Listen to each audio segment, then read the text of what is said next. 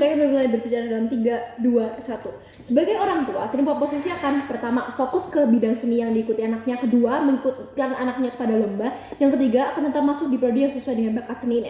Berbicara soal dua hal, yang pertama prinsip moral, yang dua adalah kebahagiaan seorang anak dan juga relasinya.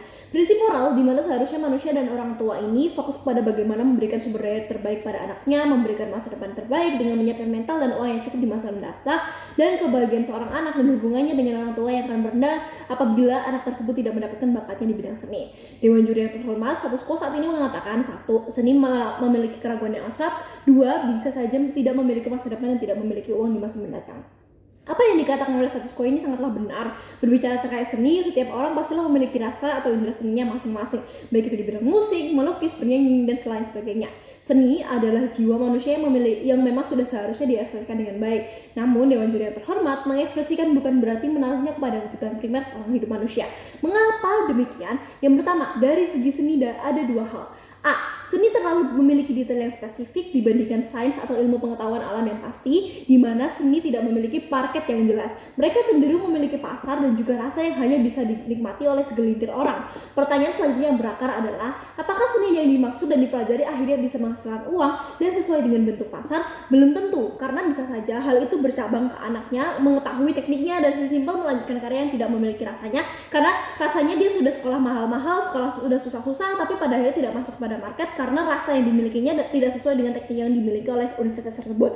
Karena pada akhirnya anak tersebut membutuhkan uang, dan sesimpel melanjutkan karya yang tidak memiliki rasa hanya karena membutuhkan uang pada akhirnya membuat anak tersebut tidak bahagia. Akhirnya apa yang terjadi? Anak tertunduk terpaksa karena sudah tidak lagi kemana-mana akibat ingin melanjutkan seni tersebut, berujung kepada penyesalan yang akhirnya kebahagiaan pun tidak dapat, apalagi uang.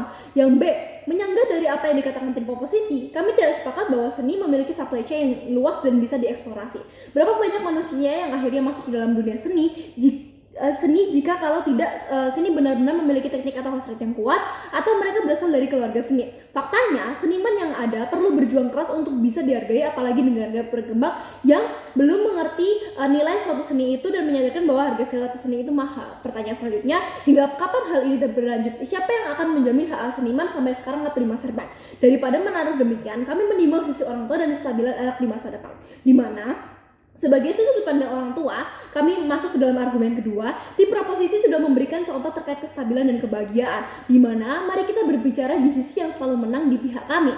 Seberapa banyak orang tua yang bisa menyiapkan dana apabila anaknya gagal? Seberapa banyak orang kaya yang bisa memberikan kursus privat untuk anaknya mencapai apa yang dia mau secara spesifik dan juga sukses, menemani dia sampai mungkin orang tuanya seorang jin atau seorang penyihir yang memiliki usia yang akan terus menemani anak-anaknya untuk selalu gagal dan juga mencoba lagi. Dan seberapa banyak waktu yang bisa diluangkan untuk mengeksplor hasrat tersebut. Yang pastinya orang tua memiliki waktu yang terbatas, begitu juga dengan anaknya. Anaknya akan terus tumbuh dewasa dan akhirnya mencari kerja dan memiliki kestabilan. Nyatanya di kehidupan nyata, yang menjamin kita hidup bukan seberapa bahagia kita mengekspresikan diri dan melahirkan sebuah seni. Yang terjadi ialah besok aku akan makan apa, besok aku akan memakai apa, besok aku harus seperti apa. Tidak ada kepikiran untuk melakukan sebuah seni jikalau kebutuhan primer ini belum tercukupi. Apabila seringkali memang orang tua merasakan dunia yang dinamis dan terlalu cepat berubah. Hal ini yang meyakinkan kami Dewan Juri yang terhormat untuk mengedepankan kestabilan, karena balik lagi kestabilan adalah hal yang menjadi kunci dalam musik perdebatan kali ini. Kestabilan selalu menang di pihak kami karena karakteristik orang tua yang pada akhirnya menginginkan anak-anak bahagia atau hidup mapan, setidaknya adalah nurani mereka untuk memastikan masa depan anak tersebut cerdas. Orang tua memiliki tanggung jawab dan juga kewajiban untuk memastikan setiap anaknya yang dilahirkan itu memiliki kemampuan untuk bertahan hidup di dunia yang sangat amat dinamis. Dimana sebagai contoh yang telah dikatakan oleh tim oposisi terkait dengan Van Gogh yang miskin tapi karyanya dinikmati setelah ia meninggal. Secara rasis, apa yang dipikirkan oleh orang tua? Apakah itu penting? Apakah itu wajib untuk dilayakan? Hidup cuma sekali, dan setidaknya dengan begitu ia memastikan anak-anaknya berkehidupan yang terjamin. Karya tidak lagi menjadi hal yang primer jikalau anak-anak tersebut belum bisa hidup bahagia. Setidaknya dengan begitu orang tua memiliki rasa dan hasil yang puas ketika anak-anaknya bisa berkaitan dengan hidup mandiri dan juga bisa bertahan hidup di masa depan. Karena pada akhirnya kebutuhan manusia primer yaitu sandang pangan tercukupi, walau itu tidak bahagia, pada akhirnya itu akan lebih aman daripada ia miskin tapi ia bahagia. Pernyataan tuh proposisi meragukan karena meskipun miskin ia bahagia, namun orang tua lebih mengedepankan meskipun tidak bahagia, yang penting anaknya bisa bertahan hidup dan perut kenyang. Mengapa dalam sisi kami masa depan terjamin lebih penting, di mana satu, kestabilan kita membawa di satu titik di mana pada akhirnya itu terjadi kita bebas mengeksplorasi di luar kebutuhan primer. Anak akan tetap berkembang setidaknya ketika orang tua telah tiada, karena ia telah memiliki pekerjaan yang pas, memiliki pekerjaan yang stabil dengan gaji yang cukup, tetapi ia tetap bisa mengeksplorasi di masa yang depan sebagai bahan sekunder karena bahan primernya sudah terjadi yang tidak mengganggu siklus hidupnya yang pasti. Yang kedua, mempersiapkan rencana cadangan. Cadangan adalah penting karena dunia seni jika terkena pandemi atau hal-hal yang berkaitan yang tidak pernah kita prediksi sebelumnya terjadi, tidaklah stabil dan terancam gagal. Daripada seperti itu, masuk ke dalam dunia yang sains dan mempersiapkan anaknya selayaknya dunia bekerja lebih aman karena memperbesar potensi kestabilan dan memperkecil potensi anak akan hidup bergantung pada hal yang tidak pasti.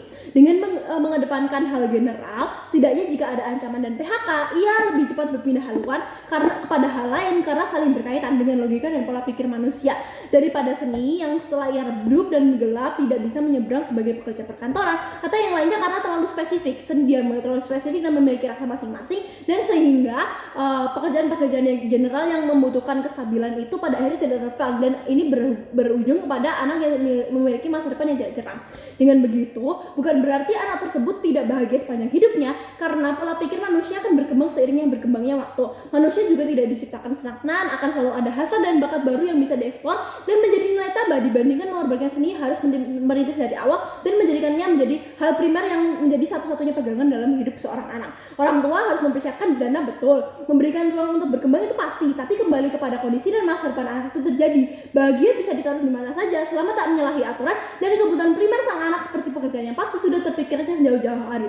Di kemudian hari dan semakin dewasa, anak tersebut kami rasa permasalahannya bukan berkaitan dengan bahagia atau tidaknya, namun setidaknya sang anak menyadari bahwa apa yang diarahkan oleh orang tuanya ini perlu diberikan rasa terima kasih demi masa depan yang terjamin, dan hubungan akan selalu memiliki jalan selama hal itu jelas dan dapat dikomunikasikan. Secara moral, pastilah hal tersebut lebih etis karena menyiapkan masa depan yang terjamin dan memastikan dia hidup akan lebih penting daripada mengedepankan kebahagiaan yang jelas dapat dicari dalam bentuk selain seni. Bangga menjadi tim oposisi. Terima kasih.